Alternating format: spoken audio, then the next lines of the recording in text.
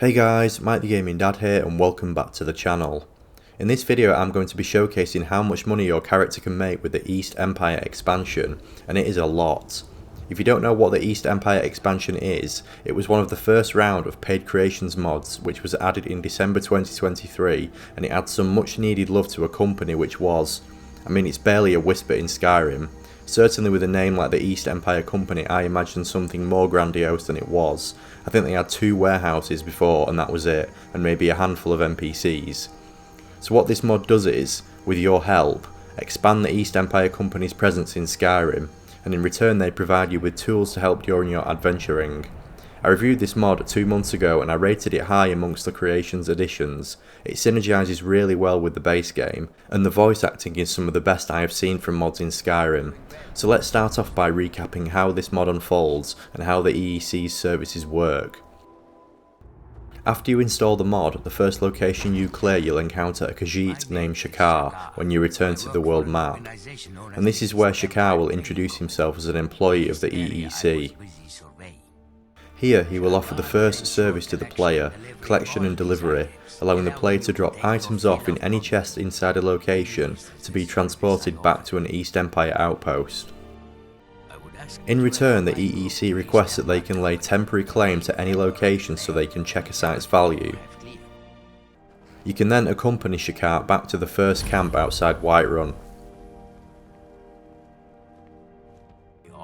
Here, Shakar offers the second service to the player. Rather than just simply collection, if the player doesn't want the items and instead wants the gold, you can put the items up for sale. The EEC will sell them for you over time and the player will receive a cut of the sale.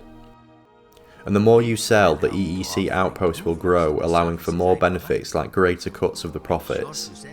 And what I like about this particular mod is, it will grow organically with your save. So at the beginning, like I am now, it's likely that the item value I find in locations is lower, so progress first will be slower. And as the items grow in value, the more experienced the player becomes, the quicker the EEC will expand.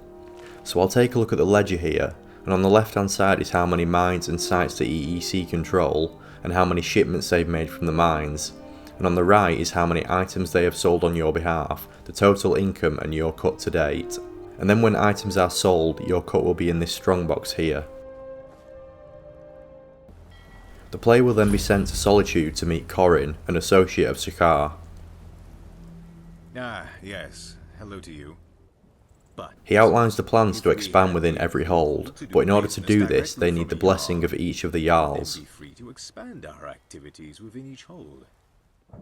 And surprise surprise, the Dragonborn must be the one to convince the Jarls to allow this.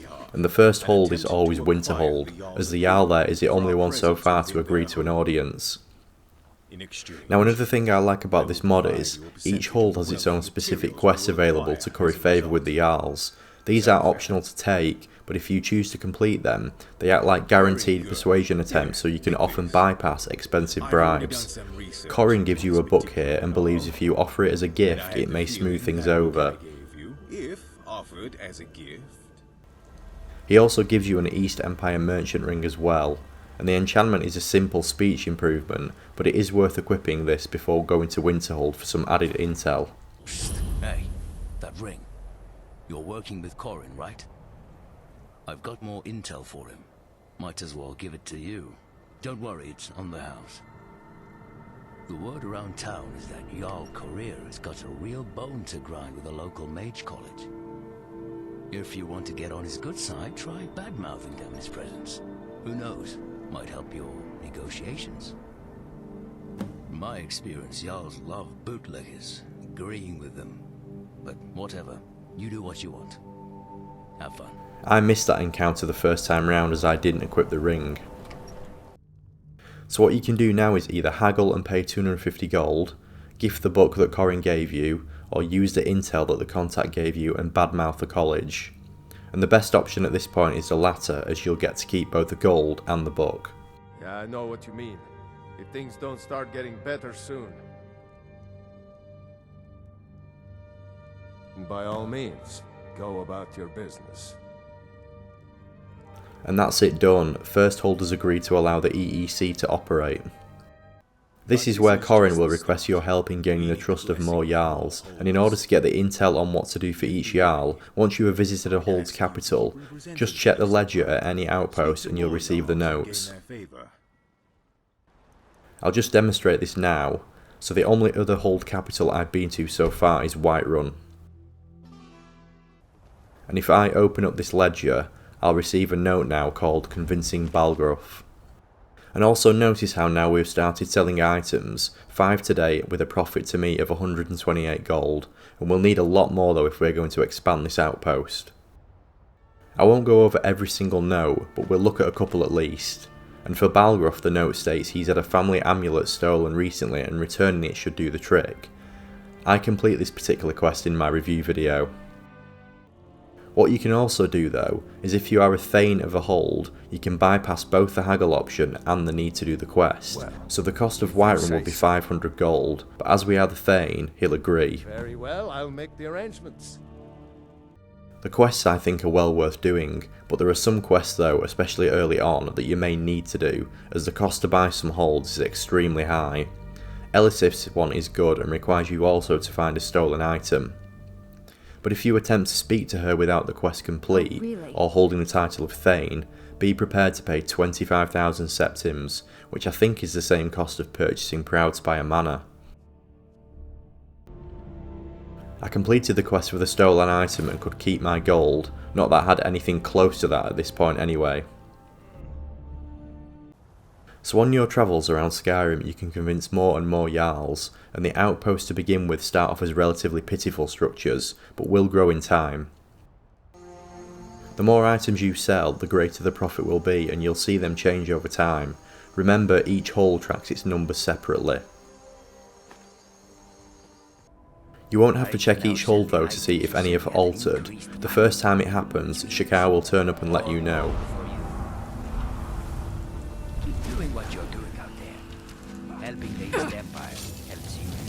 This is Skyrim in a nutshell though, isn't it? Mid-conversation and dragon attack.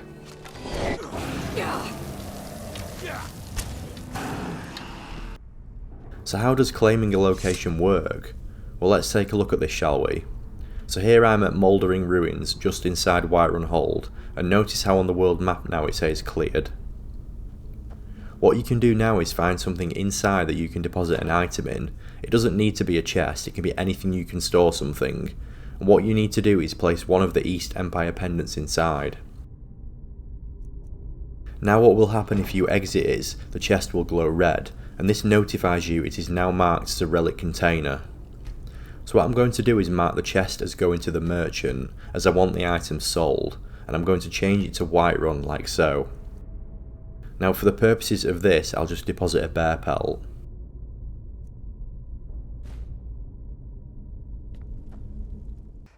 When you return to a site that has been taken over, you'll notice the EEC presence both outside and inside the location. Got to thinking, maybe I'm the Dragonborn, and I just don't know it yet. And if I go to the Whiterun ledger, notice how now it says sites controlled 1. We're going to need more though, so should we let them claim another one? I'm back where we started our journey in Halted Stream Mine. And this chest already has some items in it, so we only need to deposit one of the relics. There we go. Now I'm also going to change this to Merchant and to Whiterun.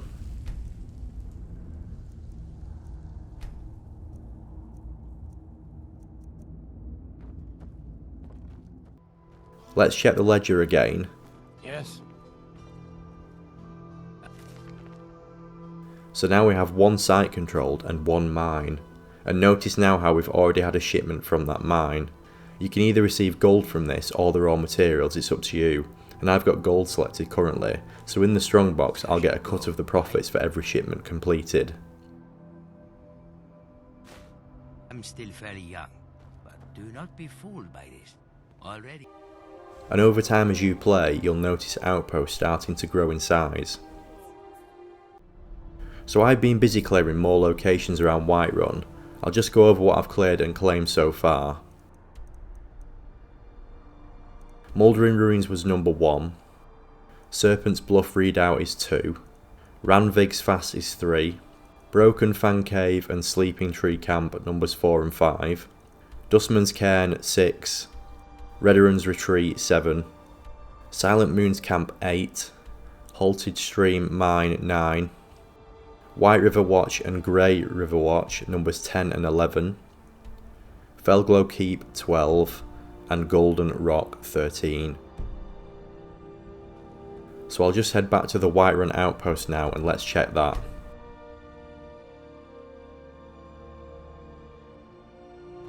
It was not my choice to travel to Skyrim. So yeah, 1 mine and 12 sites in total now, and there's also been 5 shipments in total, and look at the items sold, over 1,000, so the outpost is selling off all the gathered resources for me, and the money will slowly creep in. It's been a while since I last came back to this outpost, so there's over 2,000 gold waiting for me here. Yes. And the outpost has changed again, look.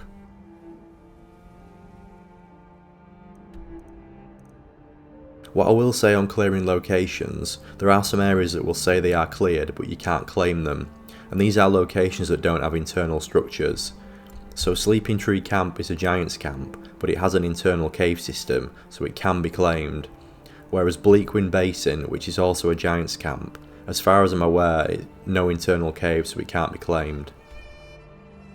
And this is also the case at Hamvir's Rest and at Green Spring Hollow. But Dustman's Cairn and Redderun's Retreat can be, because they have that internal cave or dungeon.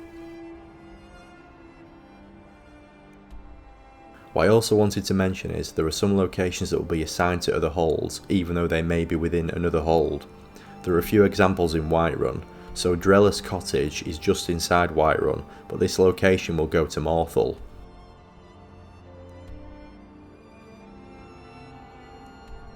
However, Ranvig's Fast, which is also just inside Whiterun, this one is claimed by Whiterun. And it's the same over here as well. So Golden Rock in Whiterun goes to Whiterun.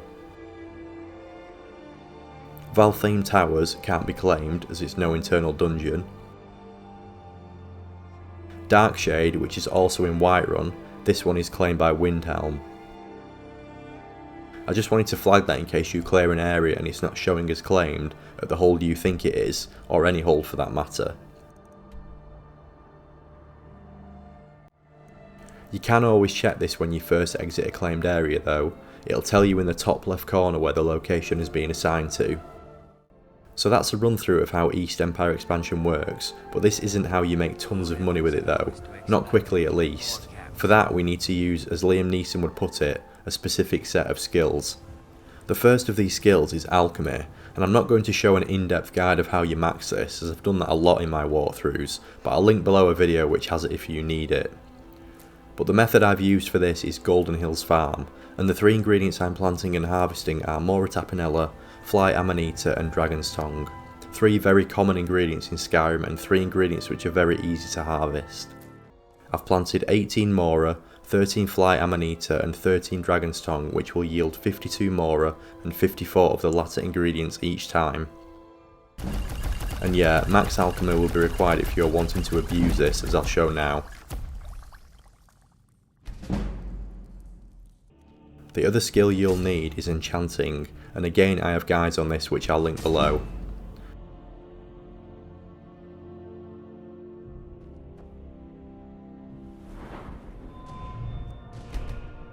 But yeah, when you are done you'll want an enchanting tree which looks like this.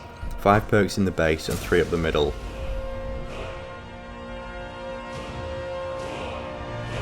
I've also leveled smithing to max, but it's not needed for this video. And then alchemy with 5 perks in the base, plus physician and benefactor.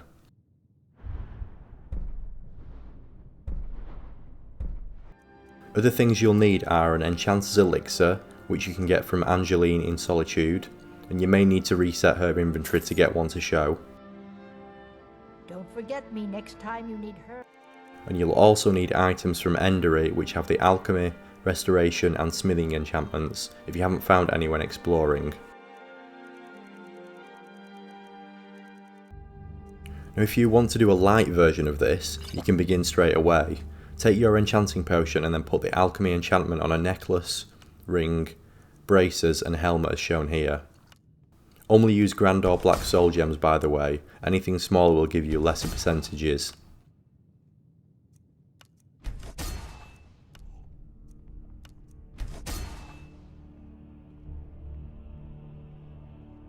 Come to...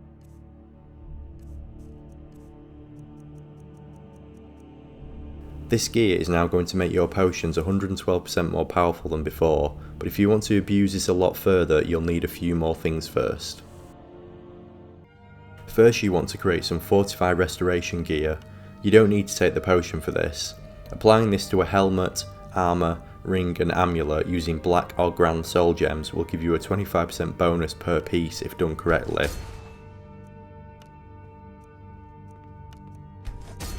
Come to Dragon's Reach to discuss the ongoing hostilities, like the rest of the great warriors?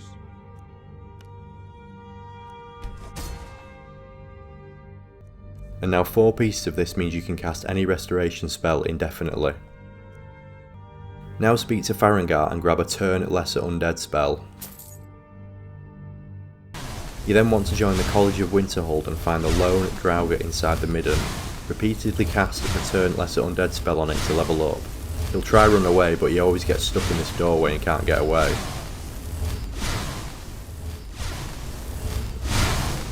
Do this until you reach level 70 and then grab the Necromage perk.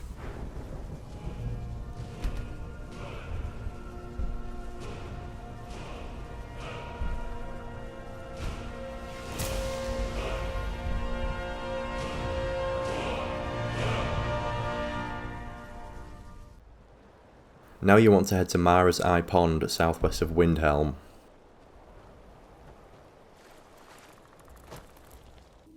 Complete the Necromancer's quest here that will net you the Bloodworm Helm.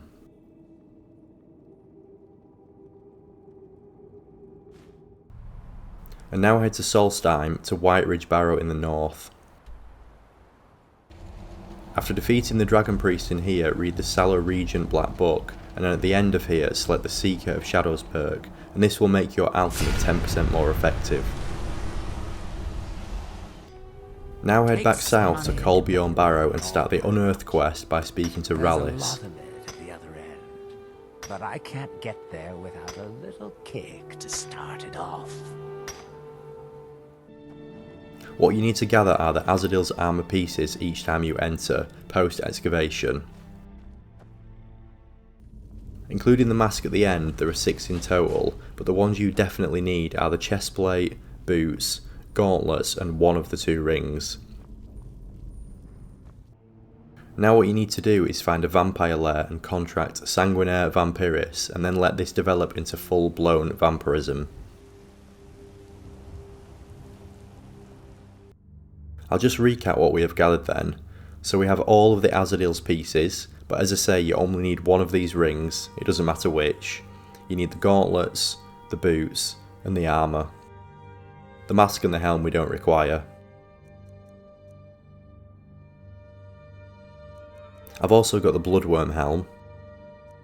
And I've also got a pair of Captain boots from Radiant Raiment, 4 gold necklaces and 4 gold rings. The amount here is up to you, it depends how many times you want to loop it. I've also got 1 hide armour, 4 hide braces and 4 hide helmets. I've got the 1 Enchanter's Elixir. And then ingredients wise I've got Blisterwort, blue butterfly wings, Drug Wax, gold cannet and stoneflower petals. The Drug Wax and the stoneflower petals are an either or here, don't worry if you have some of one and not the other. And the gold cannet you only really need 1 as well. I've got 3 just because they were available. So now I'm going to equip the Bloodworm Helm and 4 pieces of Azadil's armour, not the helmet or the mask though. And this is what you'll look like, very stylish. Now I'm going to try shoot this in one, so here goes. First take the potion, and then you want to enchant alchemy on a necklace, ring, braces and helmet like before. Each piece should give you a 32% increase this time if done correctly.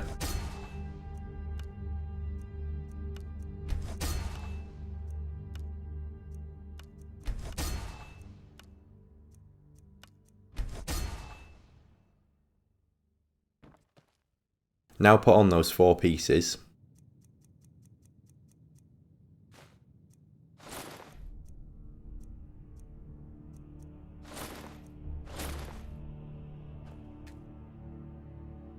Now at the alchemy station you want to mix blue butterfly wing with either drogue wax or stoneflower petals, it doesn't matter which, and this makes a stronger fortify enchanting potion.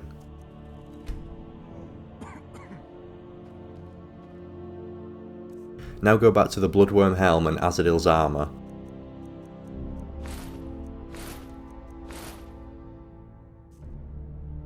Your enchanting should start to spike now.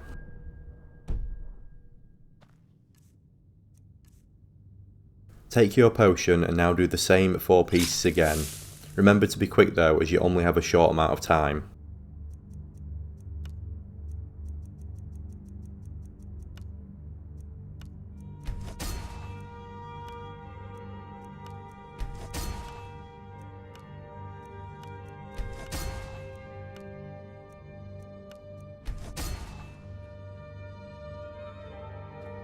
Now equip these better pieces and we are going to return to alchemy again.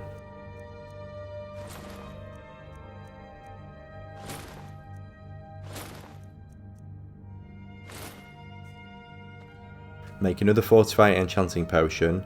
I'll use the other ingredient this time just to show it's the same.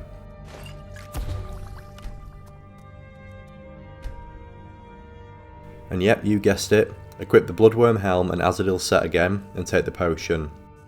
And we're going to loop this around again. You can do this more times if you wish, the increments get slightly less each time until it levels out. Our enchanting is still climbing temporarily.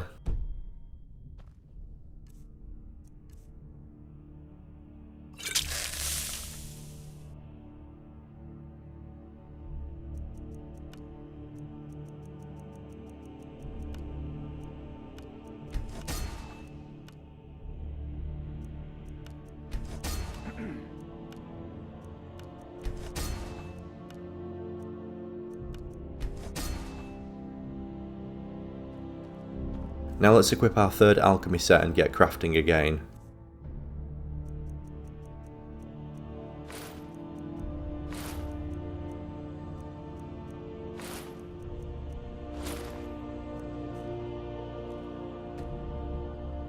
Because I'm only doing 4 loops, this next time is my last loop, so my advice for your last loop is, make a few potions. As the last one you should create the crafting suit you want to keep indefinitely then, and use over and over. 2 should be enough for me as I've done this before, but make more if you find yourself doing this slower.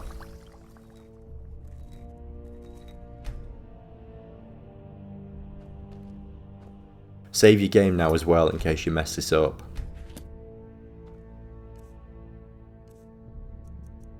So time to equip the bloodworm helm and Azadil's armour again, and I'll just check the enchanting. Oh, it's timed off now. Let's take a potion and this should shoot back up.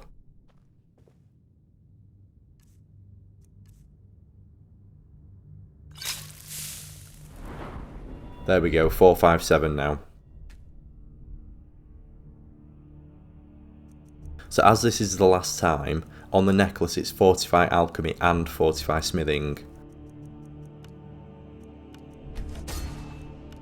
And also place these 2 enchantments on a ring. And then lastly on a set of braces. I'm going to pause now and take another potion just in case the effect runs out mid-enchant.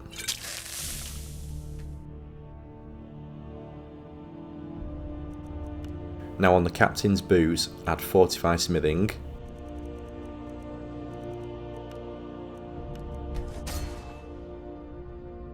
On the chest piece, add Fortify Smithing. And lastly on the helmet, add Fortify Alchemy.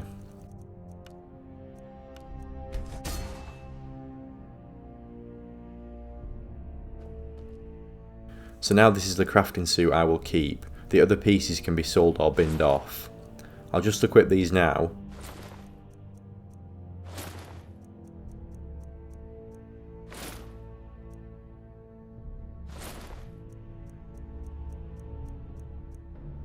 So So what we have is 4 pieces that boost alchemy by 139% each, and then 5 pieces that boost smithing by 139% each.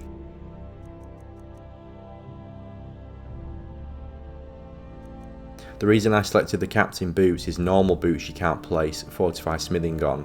I think the boots are marked in game as a chest piece, so yeah, they can receive chest piece enchantments, which is a mistake in game, but yeah, it benefits this scenario. Now this isn't relevant to this video, but what you can do now is combine blister wart with gold cannet, and this makes a fortified smithing potion. So yeah, hello legendary mode with the gear you'll make with this. I just wanted to include that just in case anyone hasn't seen or doesn't know how to do that.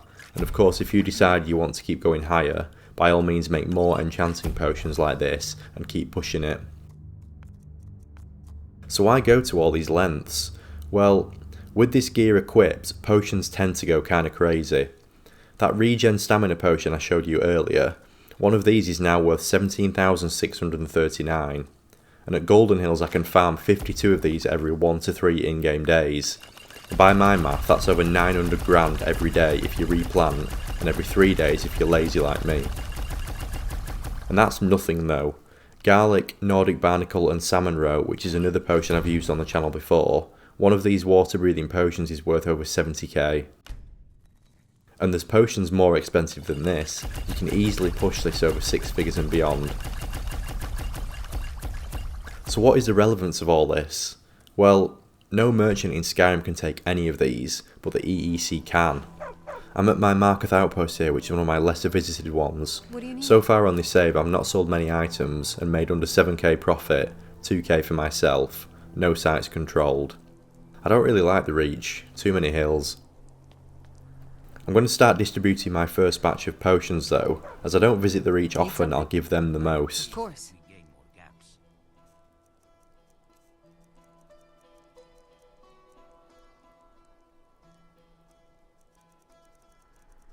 They can have 10 of these regen stamina ones, and 4 of the water breathing ones. And note that I've got 51,000 gold currently in my possession on this save. And what I'm going to do now is, as I've not maxed a couple of these yet, is I'm going to distribute the rest amongst the other holds, and then I'm going to go around and gather all of the profits, so wish me luck. So that's complete now.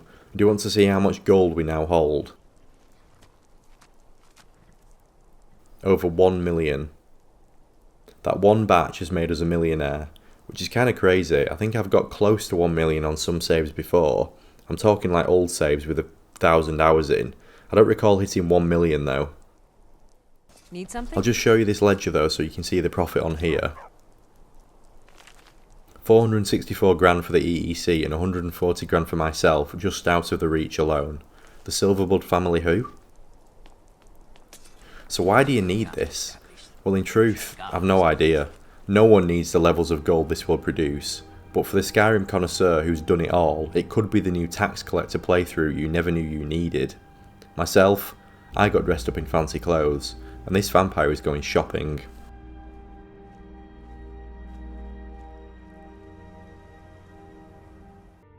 Remember earlier on it would have cost us 25,000 gold to leverage Solitude to the EEC? Well, I was correct. Proudspire Manor does cost the same. And let's see what we are left off with, shall we, after our new opulent purchase. Wow, 996,999 gold. Best get making some more potions. This is a life. I'm Mike the Gaming Dad, thank you for watching and I'll see you next time.